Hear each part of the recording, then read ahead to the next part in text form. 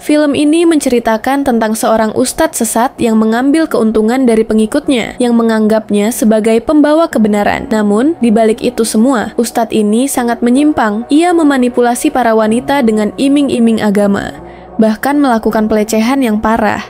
Film ini sempat menjadi sangat viral di TikTok dan bahkan dijadikan meme oleh banyak orang.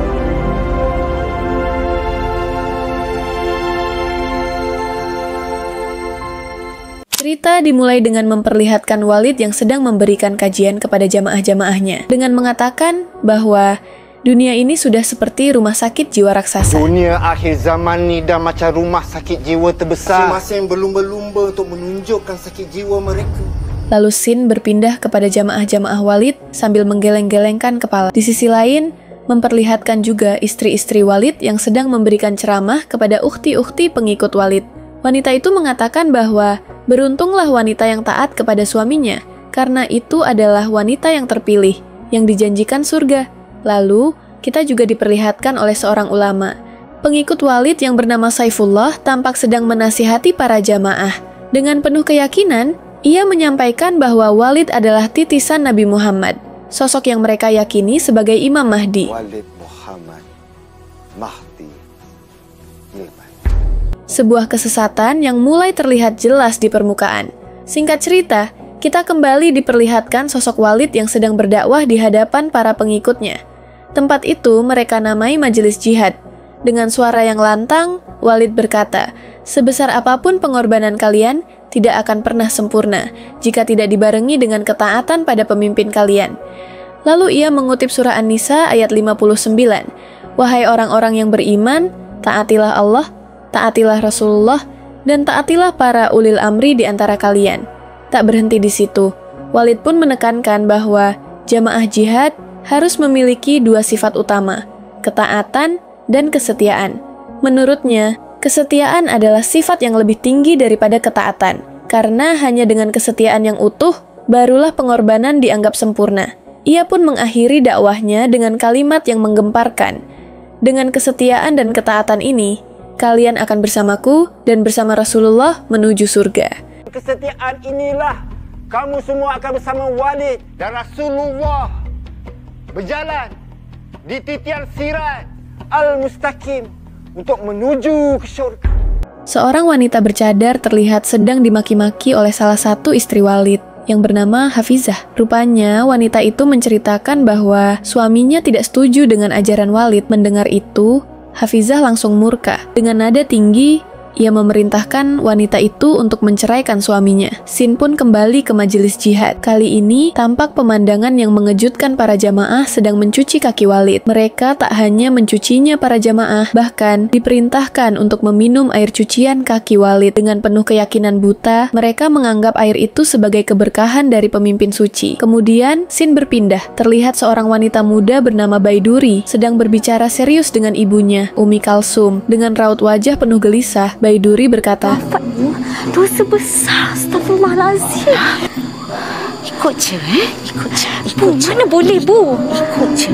Tak lama kemudian, Saifullah, ajudan setia, dengan suara lantang, ia berkata, "Sekarang saatnya para wanita muslimah menerima berkah dari Walid yang suci." Mendengar itu, Umi Kalsum pun berdiri dengan penuh semangat. Dengan sumringah, ia langsung maju ke depan podium untuk menciumi kaki Walid tanpa ragu, tanpa malu. Gilirannya selesai, Umi Kalsum langsung memberikan kode kepada Baiduri agar naik ke atas podium untuk menciumi juga kaki si Walid.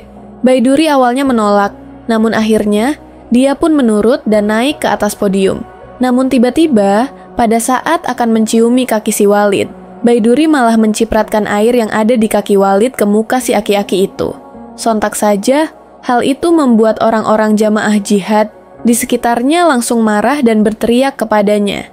Namun si Walid hanya tersenyum melihat hal itu. Sampainya di rumah, Umi Kalsum langsung memarahi Baiduri dengan menamparnya dan mengatakan bahwa apa yang dia lakukan sangat memalukan dan juga lancang. Sang ibu juga mengatakan, percuma telah menyekolahkannya jauh-jauh ke luar negeri. Lalu dia menanyakan, "Apakah gurumu mengajarkan untuk bersikap lancang seperti itu?" Lalu Baiduri menjawab bahwa dia tidak diajarkan untuk beribadah seperti itu.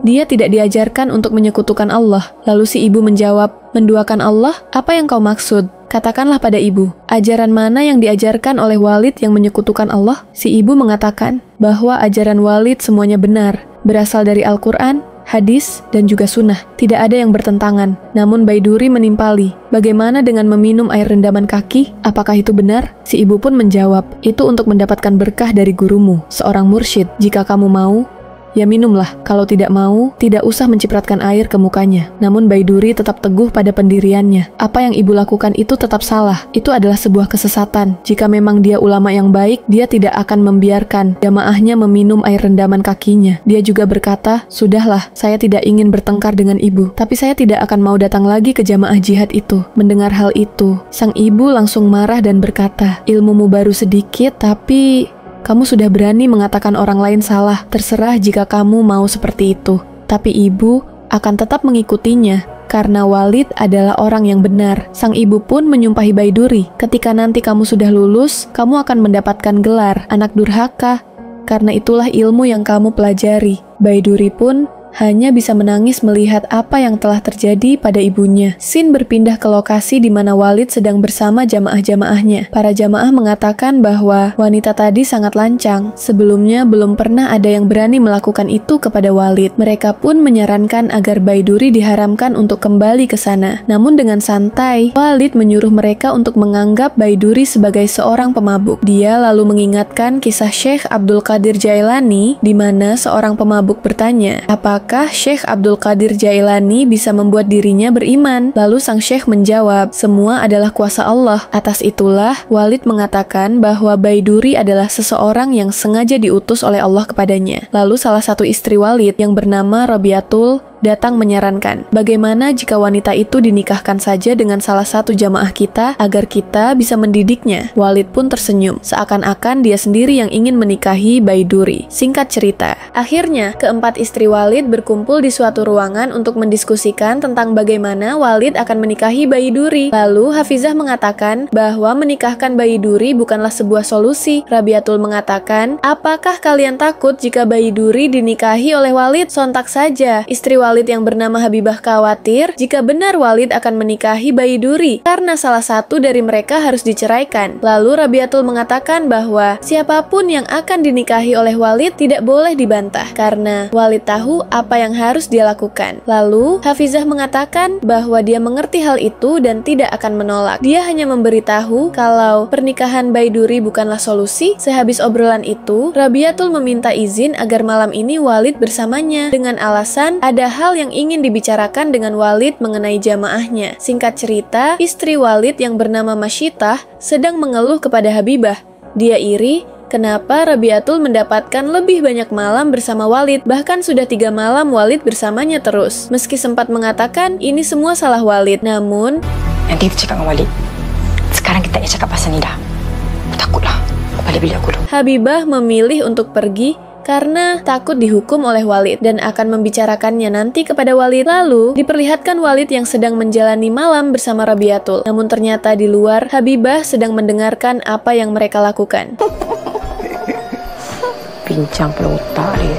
Singkat cerita, keesokan harinya Umi Kalsum mendapatkan telepon dari Hafizah, istri Walid, dan menyuruhnya untuk datang ke sana. Di sana dia menyampaikan kekhawatiran Walid tentang Baiduri dan melihat Baiduri memiliki potensi untuk menjadi Sri Kandi Islam. Namun Umi Kalsum khawatir tentang kejadian kemarin saat Baiduri mencipratkan air kepada Walid, tapi Hafizah menyampaikan bahwa Walid tidak marah akan hal itu. Dia mengatakan Walid itu visioner, dia bisa melihat apa saja yang tidak bisa kita lihat. Si ibu pun meminta Hafizah agar Walid mendoakan Baiduri, yang katanya hatinya keras. Lalu Hafizah menyarankan agar Baiduri dinikahkan dengan jamaah jihad. Nanti biar Walid yang memilih siapa yang pantas untuk Baiduri. Si ibu pun senang dan mengikuti perkataan Hafizah itu. Namun ternyata percakapan itu didengar oleh Habibah. Singkat cerita, Saifullah bercerita tentang mimpinya bertemu Rasulullah kepada Walid. Dalam mimpi itu, Rasulullah berkata bahwa sekarang yang menerima wahyu bukan cuma Walid saja, melainkan Saifullah juga. Dan cepat atau lambat, mereka akan menerima perintah khusus dari Tuhan. Lalu Saifullah bercerita bahwa di mimpinya, Rasulullah menggantikan mahkota Saifullah dengan mahkota yang sangat indah dan juga berkilau. Singkat cerita, kita diperlihatkan Rabiatul yang sedang berdiskusi dengan Masyitah. Rabiatul mengatakan mengatakan bahwa Masyitah tak mengerti perjuangan Walid, padahal Masyitah sendiri yang meminta dinikahi oleh Walid. Lalu Masyitah menjawab, tujuan Walid tidak ada hubungannya dengan poligami. Rabiatul menjawab, dari awal kau menikah dengan Walid sampai sekarang, kau tidak ada habis-habisnya membandingkan dirimu denganku. Tiba-tiba Habibah datang dan mengatakan, bagaimana kami bisa tidak membandingkan diri kami denganmu? Sementara jatah malam kami sering diambil olehmu dengan alasan yang sama. Habibah mengatakan bahwa dia tahu kalau Rabiatul adalah juru bicara Walid, tapi bukan berarti kau seenaknya mengambil kesempatan malam kami dengan santai. Rabiatul menjawab, kalau berani, bicara langsung saja kepada Walid. Habibah mengungkit apa yang diusulkan oleh Rabiatul kepada Hafizah adalah untuk menikahkan Baiduri dengan jamaah jihad. Lalu Masyitah menjelaskan bahwa jika seorang terpilih untuk dinikahkan, pasti akan diutamakan untuk amri-amri atau para pemimpin-pemimpin, dan tentu saja yang paling utama adalah Walid. Jika Walid memilih Baiduri untuk dinikahi, maka salah satu dari kita akan diceraikan. Habibah lalu mengatakan, tidak ada yang tahu, engkaulah mungkin yang akan diceraikan oleh Walid. Dengan santainya, Rabiatul membalas dengan mengatakan, mustahil, pemilik kebun tidak akan membuang buah yang segar, pasti dia akan membuang buah yang busuk yang ada di pohon yang sama. Di sisi lain, Baiduri sedang bercerita kepada temannya yang bernama Asikin. Dia menceritakan tentang ajaran sesat Walid, di mana ibunya sangat percaya akan apa yang dikatakan oleh Walid. Bahkan di sana, orang-orang rela menciumi kaki Walid dan meminum air rendaman kakinya. Ibunya pun melakukan hal itu. Mereka mengatakan itu akan mendapatkan berkah. Bahkan ibunya sangat terobsesi kepada Walid, melebihi kepada ayahnya. Namun jika ayahnya melarang ibunya pergi ke sana, mereka akan bertengkar. Lalu Asikin mengatakan, tidaknya kau sudah melihat sendiri kegiatan aneh mereka. Baiduri pun menjelaskan bahwa memang itulah tujuan dia ke sana. Namun dia sangat kaget mengetahui kegiatan mereka. Dia sangat naik darah ketika melihat ibunya meminum air itu. Namun Asikin memuji Baiduri. Dia mengatakan bahwa Baiduri sangat hebat, kau nekat, kau berani mencipratkan air ke wajah Walid. Baiduri mengatakan bahwa itu memang dari hatinya. Singkat cerita,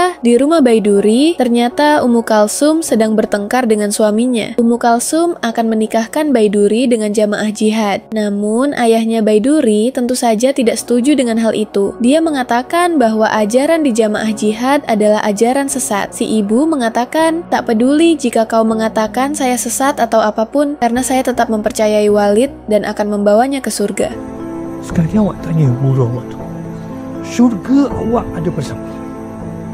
Lalu suaminya menanyakan, apakah Walid tidak memberitahumu kalau surga istri itu ada pada suaminya? Istrinya menjawab, memang benar surga ada pada suami, tapi bukan suami seperti kamu. Bodoh amat kau mengatakan, aku sesat atau aku hancur. Aku akan menyelamatkan anakku dari dunia akhir zaman ini.